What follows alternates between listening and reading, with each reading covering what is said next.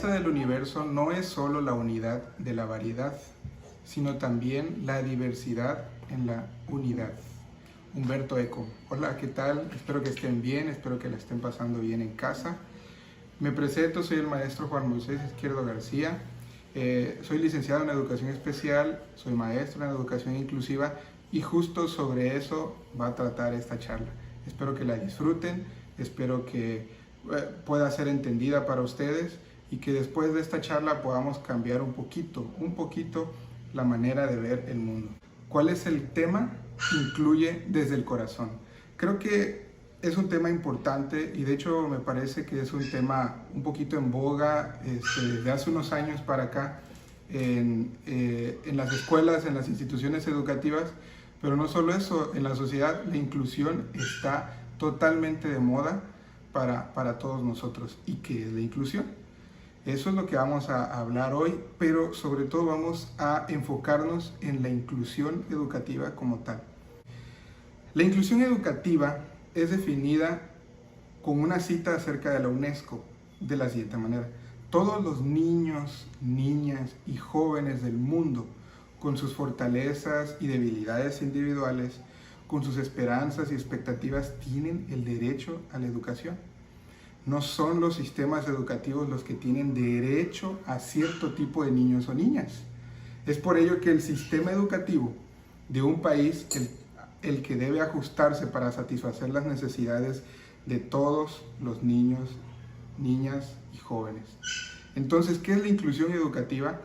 Es, como decía uno de los, un autor que en lo particular no es que me agrade mucho, pero tiene mucha razón en este aspecto de la inclusión educativa. Freire menciona que es, para mí esta frase es importante, es dotar a los alumnos, a los niños, al sujeto menospreciado, a los más menospreciados dentro de las escuelas, de habilidades, de capacidades de hablar, de expresarse.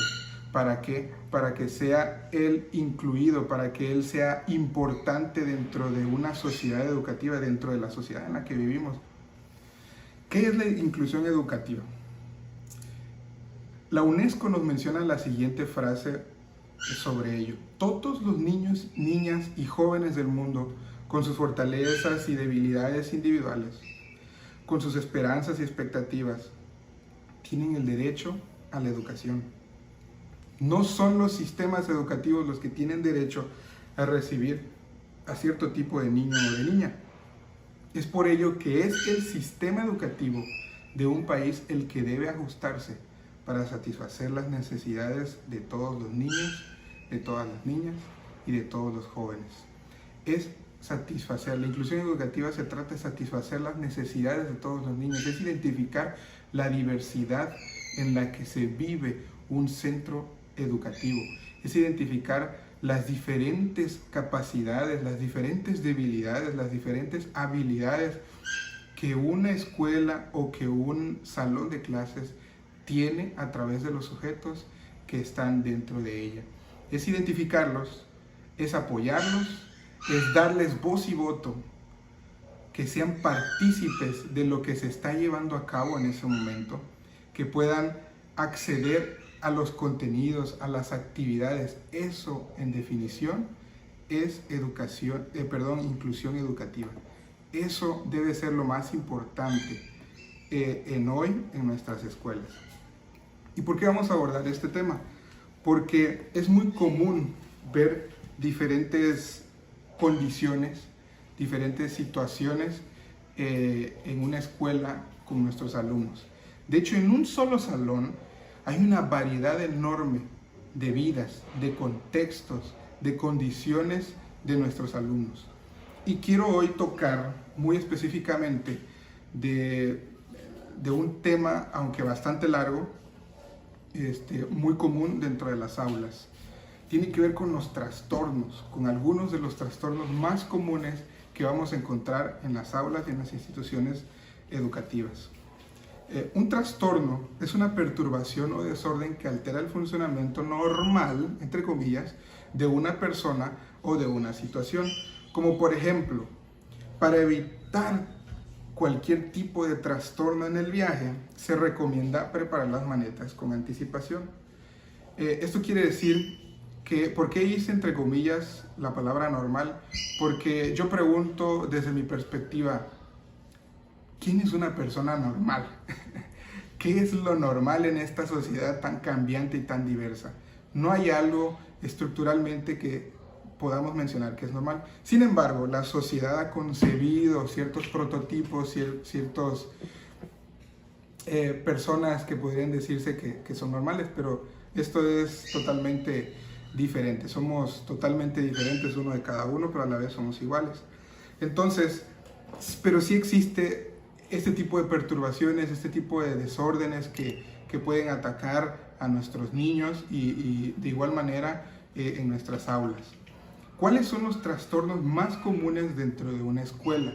Hay una diversidad enorme de trastornos que podemos encontrar en una escuela, pero los más comunes, según mi experiencia y según experiencia de otros maestros a quienes consulté para sacar este común, son los trastornos del lenguaje, los trastornos específicos del aprendizaje, los trastornos por déficit de atención con hiperactividad, el famoso TDAH, y el trastorno del espectro autista, TEA. Aunque normalmente vemos si el caso 1 o 2 alumnos de este llamado TEA en las escuelas, o a veces ninguno, es muy común a comparación de otros tipos de trastornos. Y voy a ir hablando un poquito de cada uno, qué es, cómo los podemos identificar y qué les puedo yo aconsejar hacer en su caso, padres de familia en casa para trabajar mejor con ellos. El primero son los trastornos del lenguaje. El trastorno del lenguaje, o TEL en sus siglas, es un trastorno del neurodesarrollo grave y duradero que afecta a la adquisición y desarrollo del lenguaje oral. Pues puede alterar tanto el área comprensiva como a la expresiva o a las dos. Implica a uno o varios componentes del lenguaje. En este caso podemos hablar de la fonética y la fonológica. Vamos a entrar un poquito más de lleno en estos trastornos y por qué hablamos de que se ve afectada el área fonética y fonológica. Porque solemos encontrar niños con un habla ininteligible, o sea que no se comprende o no se entiende lo que el alumno está diciendo, con muchos errores de simplificación fonológica, múltiples dislalias, que son la pronunciación errónea de ciertos sonidos vocálicos y consonánticos, y dificultades en la discriminación auditiva, o sea, no reciben bien información auditivamente. También se ven afectados en el área semántica. En este caso vemos a alumnos con vocabulario muy reducido que repiten muchas palabras en una misma oración. Tienen dificultades para expresar y comprender todo lo que es abstracto, todo lo que no se puede contextualizar. Les cuesta mucho aprender el vocabulario nuevo. Y tenemos también afectada el área morfosintáctica. A veces es una, a veces es otra, a veces pueden ser todas. No quiere decir que un niño con trastorno del lenguaje deba tener todas estas afecciones. A veces nada más es una. El área morfosintáctica es la más afectada. Esta sí suele hacer uso de oraciones totalmente simples, con pocos elementos, generalmente mal estructuradas, con errores de concordancia, con verbos mal conjugados, omisiones de preposiciones y pronombres. O sea, puede un niño decir, en vez de decir yo juego pelota, puede decir yo jugar pelota o yo jugué pelota, en lugar de decir el verbo correctamente conjugado. En este caso sí es muy común que la mayoría de los niños lo tengan. Después tenemos una afección en el área pragmática en algunos de los casos. Siempre se ve alterada en las personas con TEL. Les cuesta establecer relaciones sociales a través del juego. ¿Por qué? Porque no entienden las reglas, no las pueden percibir y tampoco las respetan. Además muestran dificultad para comprender los estados emocionales y resolver problemas interpersonales. Esto no quiere decir que el alumno no lo quiera hacer, no quiera respetar las normas, sino es algo intrínseco en este problema que está teniendo, en esta situación en esta condición de vida que él tiene. Es algo que para él es complicado, no quiere decir que no lo quiera hacer, al contrario, puedo decir que la mayoría de los niños lo intentan a su manera, pero es totalmente complicado para ellos. ¿Cuáles serían mis sugerencias en este caso? Al ver que estas afecciones pueden tener como consecuencia problemas en la memoria de trabajo, en habilidades mentalistas, en la audición, en funciones ejecutivas, en control motor, en atención conjunta, en el desarrollo social, en el comportamiento en sociedad, en el rendimiento académico y en el autoconcepto, cómo se perciben. Esas son las áreas que debemos ir atacando para mejorar su lenguaje. Yo les voy a aconsejar primero, si detectan que, como ustedes padres de familia o incluso maestros, si logran detectar estas situaciones en un alumno, es necesario que se canalice a un experto, a un profesional en diagnóstico de. O sea, primero hay que ir con el médico, con un psicólogo si es necesario, y el médico, el neurólogo. El médico, de hecho, el médico general te va a canalizar después con un neurólogo. Ellos son los encargados de hacer este tipo de diagnósticos. Nosotros, docentes, los detectamos, los comprendemos y trabajamos con base a los resultados de su diagnóstico. Pero quien va a hacer los diagnósticos van a ser los especialistas. Entonces, ¿cómo trabajar con estos niños que se les complica el lenguaje? Pues muy fácil, creo yo que debe ser muy fácil, es trabajar su memoria. Trabajar los conceptos,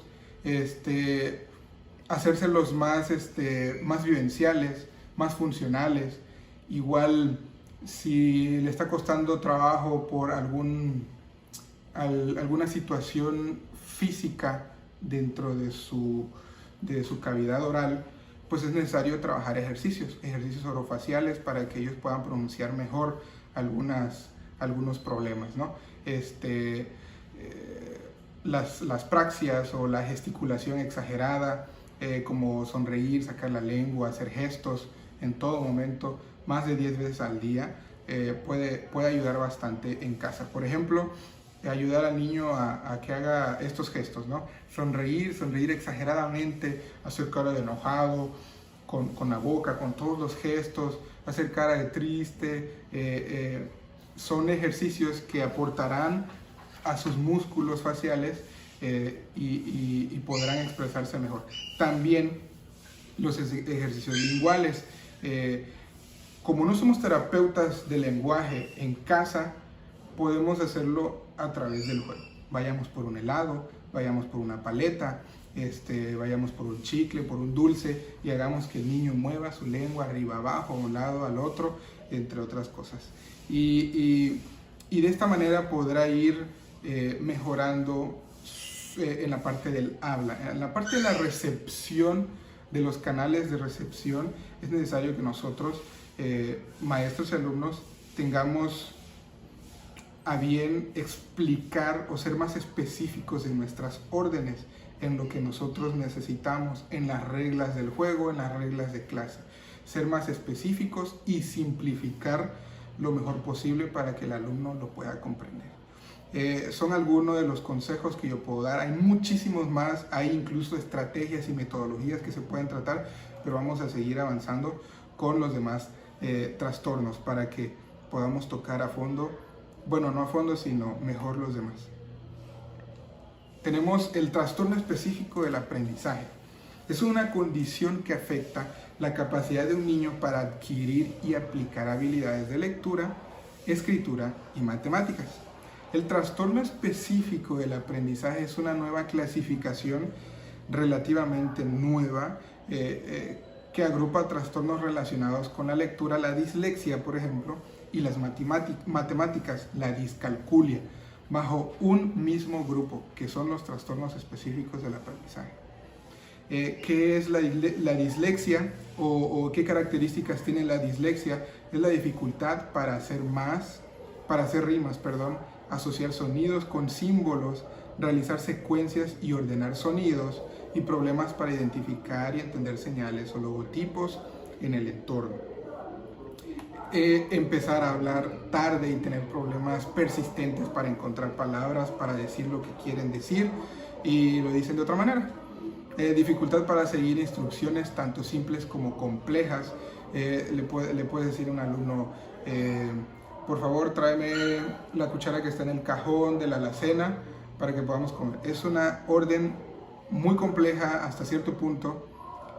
Cuando la podemos simplificar de la siguiente manera: ¿podrías traerme una cuchara, por favor? Y el alumno sabrá, porque vive en casa, para dónde se encuentra la cuchara y traerla. Simplificar nuestras órdenes, simplificar lo que queremos decirles. Tienen dificultad con palabras pequeñas, tales como omitir o leer dos veces palabras como el y pero y en. Se les empieza a complicar muchísimo en una oración decir este tipo de palabras, ¿no? Porque a lo mejor no las están leyendo, porque a lo mejor no las entendieron cuando fueron explicadas, etcétera, etcétera. Hay dificultad para pronunciar palabras nuevas y confusión con patrones. En este caso, la dislexia, en ocasiones podríamos decir que es al alumno cuando quiere leer las letras le bailan o parece que están volando, o le aparecen volteadas. Por ejemplo, confunde mucho la B, la D, la S con la Z, entre otras letras. Son cuestiones que tienen que ver con la percepción, cómo él recibe esta información, cómo él la está viendo. Y también al no percibir correctamente esta información, de regreso cuando él la quiere decir o cuando él quiere escribir, pues lo va a hacer según su percepción. Entonces, ¿qué hacer en estos casos? Bueno, voy a explicarles un poquito más de la discalculia también, que es lo mismo que pasa con las letras en el caso de los números de las matemáticas. La discalculia, ¿qué es la discalculia? Es la dificultad para calcular. Dificultad para razonar matemáticamente situaciones, para resolver problemas totalmente. Se les va a complicar mucho porque pues no tienen esta parte de la solución de conflictos. Bueno, como les decía, los trastornos específicos del aprendizaje más comunes son dislexia y discalculia. Vamos a hablar de las características de cada una. De la dislexia es la dificultad para hacer rimas, asociar sonidos con símbolos, realizar secuencias y ordenar sonidos, y problemas para identificar y entender señales o logotipos que están a nuestro alrededor. Empiezan a hablar tarde, tienen problemas persistentes para encontrar palabras para decir lo que quieren decir, tienen dificultad incluso para seguir instrucciones, tanto simples como complejas. Se les dificulta muchísimo las palabras pequeñas, tales como el, en, y, pero las pueden omitir o incluso las pueden leer hasta dos veces. También se les dificulta mucho pronunciar palabras nuevas, conceptos nuevos que estén aprendiendo o palabras más complicadas. ¿Por qué? Porque ellos, su canal de recepción, de percepción, está siendo afectado por esta situación.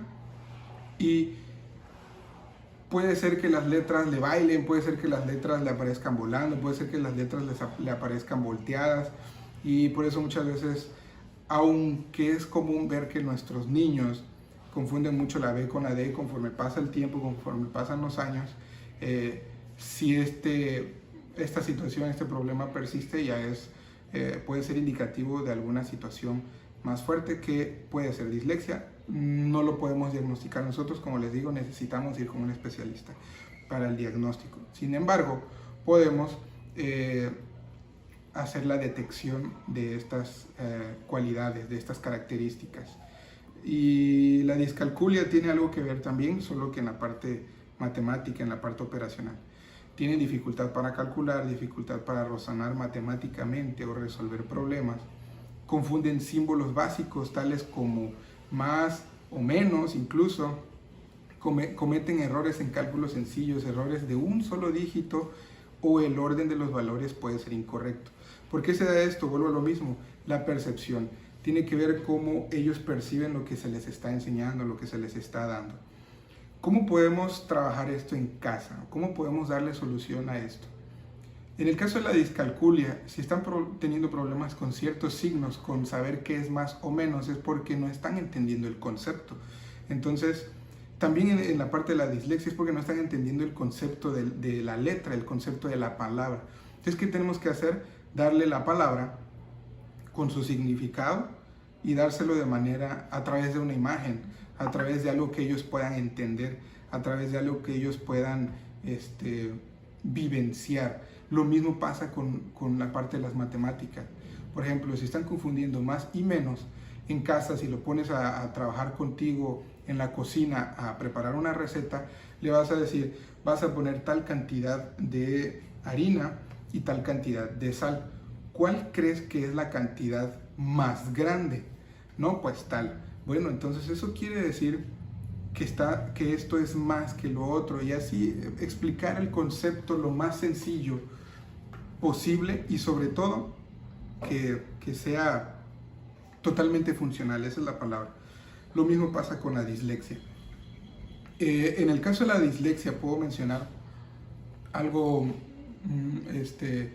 muy bueno, que es trabajar de lo macro a lo micro, porque están confundiendo las letras, porque las palabras les están ya generando ciertas situaciones al confundir las letras, que es lo básico. Vamos de lo macro a lo micro. Entonces, en un cuadro enorme, un pizarrón, que escriban una B grandísima y lo hagan varias veces. Después, cuando hayan dominado la escritura de esto y no se salga del contorno, bueno, lo hacemos en algo más pequeño, en un pizarrón más chico, que escriba otra vez una B, ya va a ser una B más pequeña, y así sucesivamente hasta llegar a una B que entre en un cuadrito de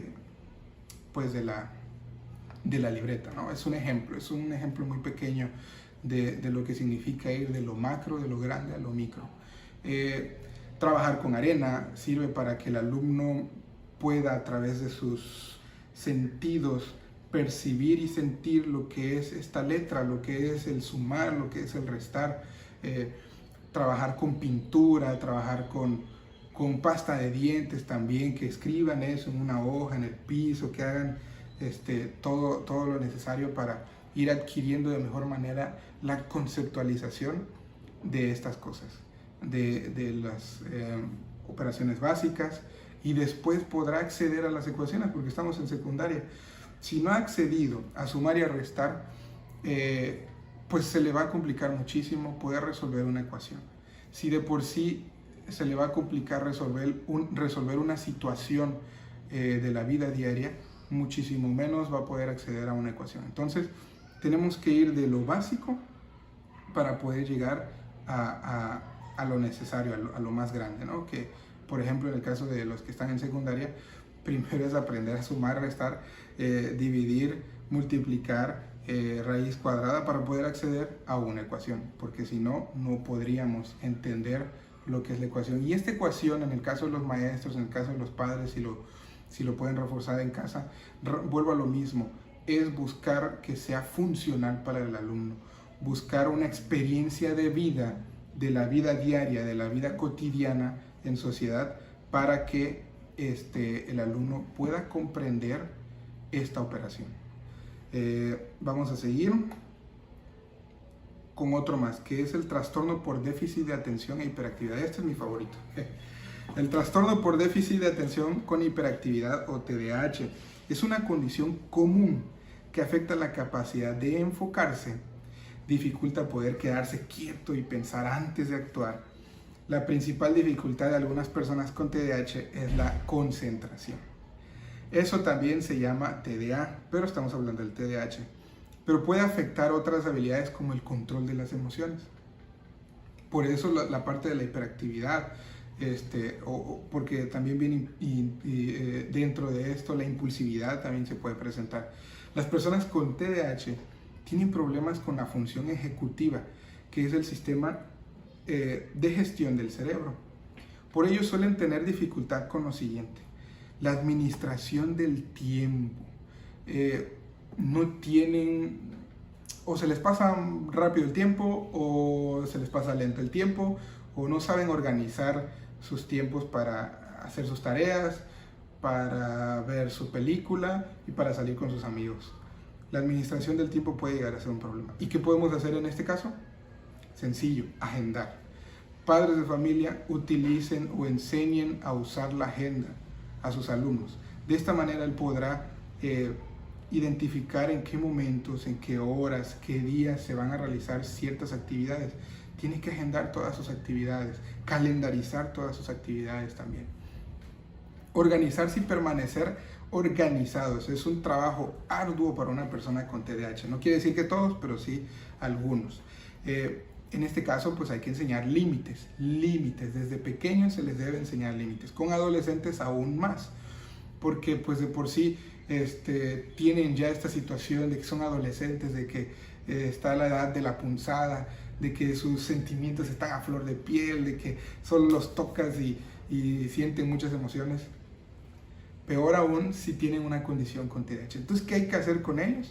Establecer límites. Límites de organización. Te toca barrer aquí, te toca trapear acá, tal día lo vas a hacer, a tal hora lo vas a hacer. No ser como soldaditos, es verdad, no hay que ser como soldaditos. Sí darles cierta libertad para que ellos puedan incluso escoger qué hacer, pero deben organizarse de mejor manera. Y esto va de acuerdo con la agenda, de acuerdo con la calendarización semanal o diaria de las actividades que él va a hacer. Establecer prioridades también va de la mano con esto, planificar el control de sus emociones. En este caso, les aconsejo acudir con un psicólogo, alguien experto. Yo no soy experto en terapias, pero si ustedes acuden con un psicólogo, él podrá dar herramientas adecuadas y necesarias para que la persona pueda controlar sus emociones. En mi experiencia, puedo decirles, padres de familia, algo que pueden ustedes utilizar. No soy psicólogo, repito, no les estoy dando la solución, pero es algo que pueden utilizar. Uno, identifiquen en sus hijos qué les gusta, qué les da paz, qué les calma, qué les da tranquilidad, qué los sobreexcita, qué les da muchísimas emociones, qué les causa tristeza, enojo, confusión. Tienen que identificarlo. Y no es lo que ustedes crean, es lo que el niño o el joven está proporcionándonos a través de sus diferentes acciones. Y una vez que hayan identificado esto, podrán ir dando un poquito más de estas cosas para él. Por ejemplo, conocí a una persona que las artes, o en el caso muy específico de la música, le daban mucha tranquilidad en la expresión o en el control de sus emociones. Entonces, ¿qué había que hacer con este alumno? Llevarlo a clases de música, que aprenda piano, que aprenda guitarra, que aprenda batería, donde él pueda expulsar emociones fuertes y pueda traer paz a su alma.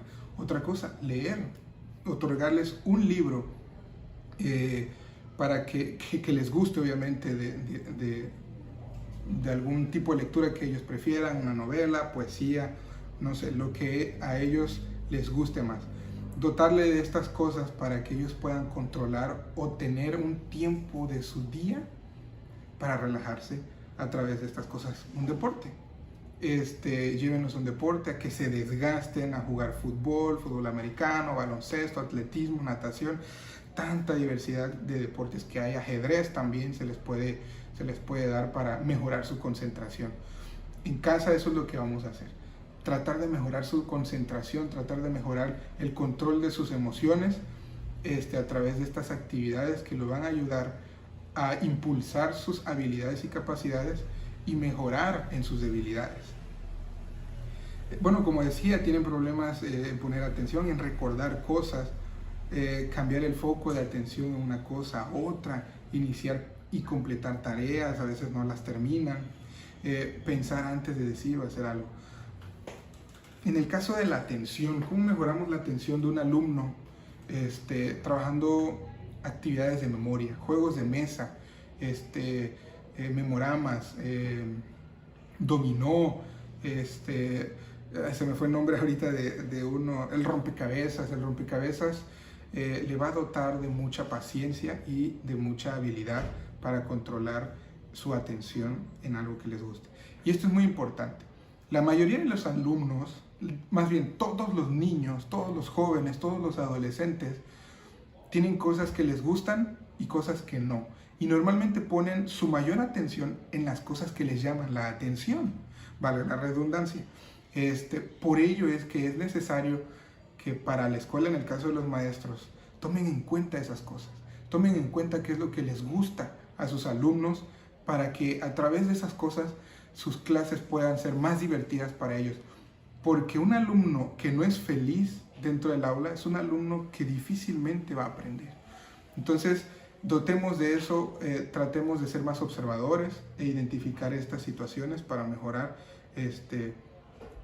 pues una, nosotros maestros, nuestra práctica educativa, y dos, ustedes padres de familia puedan mejorar en la comunión, en la comunicación con sus alumnos y apoyarlos y dotar a sus hijos de mejores experiencias.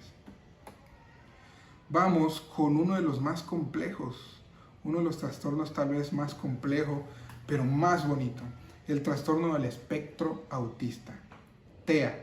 El TEA es un trastorno de origen neurobiológico que afecta la configuración del sistema nervioso y al funcionamiento cerebral, dando lugar a dificultades en dos áreas principales: la comunicación e interacción social y la flexibilidad del pensamiento y de la conducta.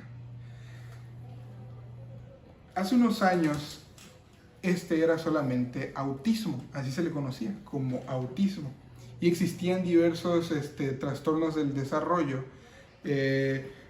Existía también una rama del autismo que era el Asperger, y hace poco el DSM-5, que es mal llamada la Biblia de los psiquiatras y de los psicólogos y de la medicina, simplificó este concepto y trajo varios a este concepto, y se le llama ahora trastorno del espectro autista, y dentro de él viene trastornos del neurodesarrollo, viene el autismo, viene el Asperger, pero ahora todo es trastorno del espectro autista. Pero se puso una palabra que es espectro dentro de este nombre, y se le llama trastorno de espectro porque son diferentes situaciones, diferentes cualidades en diferentes personas. Si tú pones en una sala a 3 alumnos con trastorno del espectro autista, te vas a dar cuenta que los 3 tienen un autismo o un trastorno del espectro autista diferente al otro. A pesar de que existen cualidades, características específicas de este trastorno, va a ser diferente en cada persona. No siempre es el mismo autismo en cada persona. Se presenta de diferentes maneras. Por eso es un espectro. Es diverso, es algo totalmente diverso. Estas personas pueden tener problemas para hablar con otras personas, es algo de lo más común, pero no todos presentan esta situación. ¿Por qué? Porque no les cuesta en algunos casos socializar, les cuesta en algunos casos hablar con otras personas. Es posible que algunos de ellos no te miren a los ojos cuando tú les estás hablando.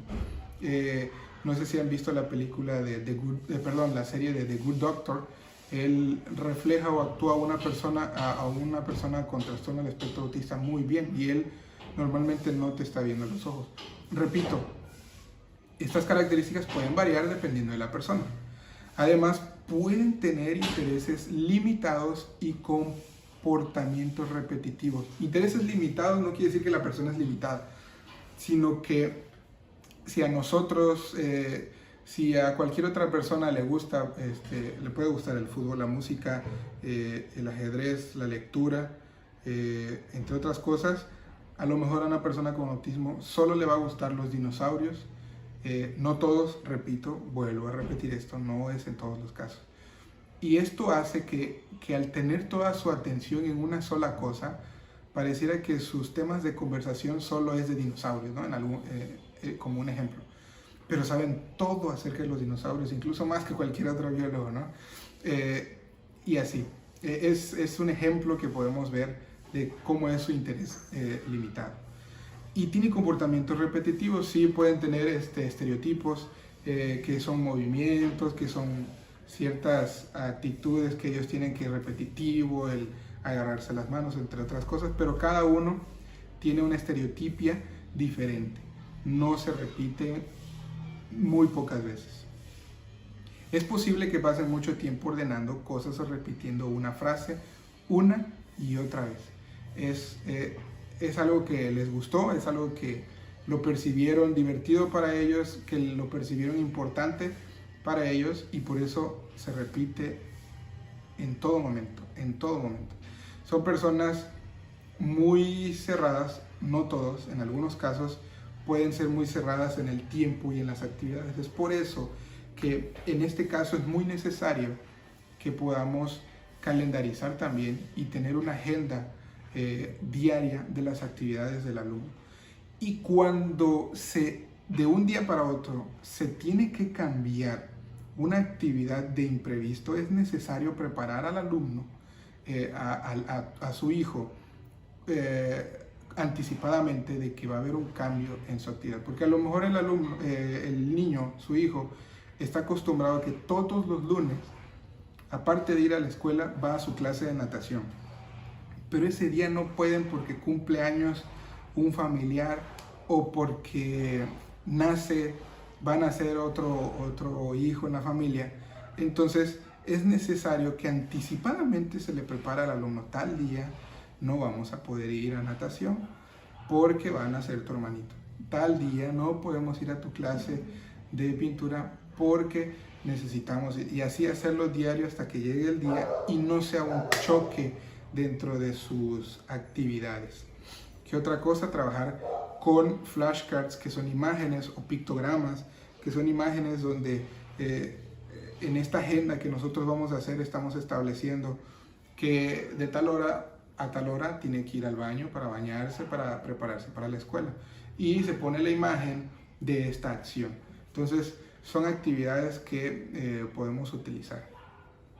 Y bueno, para ir cerrando con esta exposición, quiero mencionar que en todos estos casos, en todos estos trastornos que hemos estado hablando, incluyendo las diferentes discapacidades que pueden existir o síndromes que se pueden presentar en una institución educativa, padres de familia, ¿qué es lo más importante? Una, aceptar la condición de nuestro hijo y trabajar en ello. Trabajar en esas habilidades que debemos detectar a través de la observación y de la vivencia con nuestros hijos. Trabajar esas habilidades, esas capacidades, esas cualidades que nuestro hijo tiene, potenciarlas a través de diversas actividades, a través de actividades extracurriculares, y fortalecer las debilidades, o sea, que esas debilidades se conviertan también en fortaleza. Podrá ser muy difícil, pero es algo necesario de hacer para que nuestros hijos puedan crecer de mejor manera. Maestros, es necesario cambiar a veces nuestra práctica, es necesario que hagamos ajustes razonables a nuestra planeación, o como se llamaba antes, adecuaciones curriculares. Ver qué es lo que le interesa al alumno y trabajar en base a ello, con base a estas cosas, mejorar nuestra práctica docente, entenderlos, incluirlos, hacerlos parte de nuestro salón, hacerlos parte de nuestra vida, y que ellos puedan sentirse libres también, que ellos puedan sentirse con voz y con voto, que ellos puedan sentirse favorecidos en el aula y en casa. Al final, la escuela es la preparación para la sociedad, no para un trabajo, sino para la sociedad. Es por ello que es necesario que tanto padres de familia como maestros enseñemos a nuestros alumnos, a nuestros hijos, autonomía. Al final, muchos de estos niños con estas condiciones, en algún momento sus padres han de fallecer, han de partir a otro lugar, porque no somos eternos, nosotros padres no somos eternos.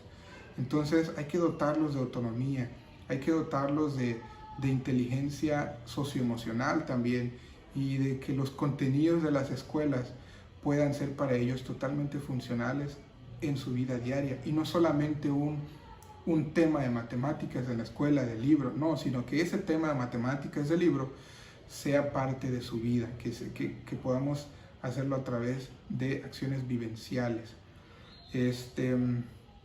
Y bueno, quiero finalizar con la siguiente frase. Si enseñamos a los niños a aceptar la diversidad como algo normal, no será necesario hablar de inclusión, sino de simple convivencia. Y eso es a donde yo quiero llegar. Escuchaba en una conferencia a un autor decir que nosotros deberíamos dejar de hablar de inclusión educativa. Y cuando yo percibía eso, dije, ¿cómo? ¿Por qué? Y él remató su frase diciendo, deberíamos de hablar de simple y sencillamente educación. Porque la educación, al final de cuentas, es para todos. Seamos ricos, seamos de escasos recursos, tengamos una condición de vida, diferentes creencias, diferentes contextos. La educación es para todos. La educación es para todos nuestros niños, para todos nuestros adolescentes, para todos nuestros jóvenes, sin distinción alguna de sexo, de color de piel, sin distinción alguna. Entonces, la inclusión se maneja porque de cierta manera nuestra sociedad ha sido una sociedad que segrega a ciertos grupos, que margina a ciertos grupos.